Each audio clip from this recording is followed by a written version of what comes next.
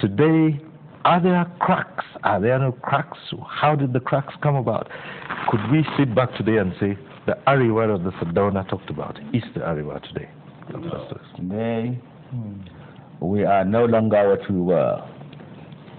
What is happening today is not in our character.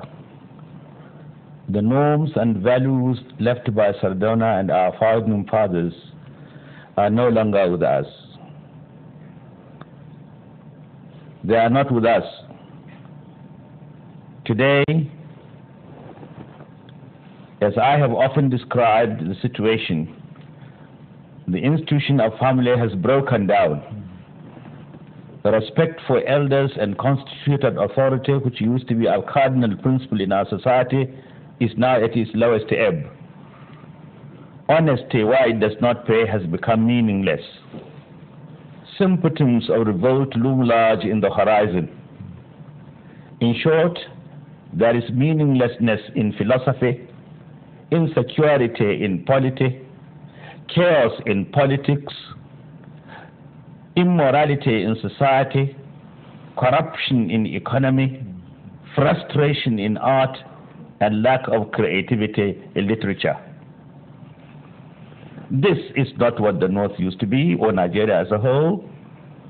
Ours was a decent country whose leaders respected one another in spite of their political differences. Ours was a society that was morally sound. It was a society in which all of us were our brother's keepers. It is not the same today. Perhaps some people say we have been brainwashed by our erstwhile colonial masters.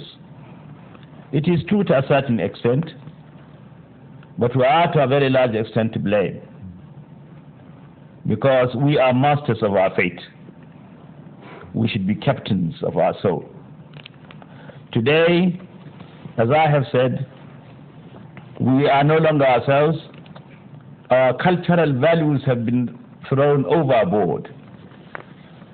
If a people lose their culture, and Sardauna was a man of culture, and that was why he organized the annual cultural festival. It started from the North. Today we are trying to abandon our culture, and culture is the identity of the people. People often mistake culture as mere dancing and singing. It is much more than that. Culture is the customs and costumes, the characters and the characteristics, the manners and mannerisms, the philosophy and the ideology of a people. Culture is the totality of a people's experience. Culture is the way of life of the people. Sardauna in those days adhered to the culture of the people. We had an identity. We had respect for one another. Our society was morally sound.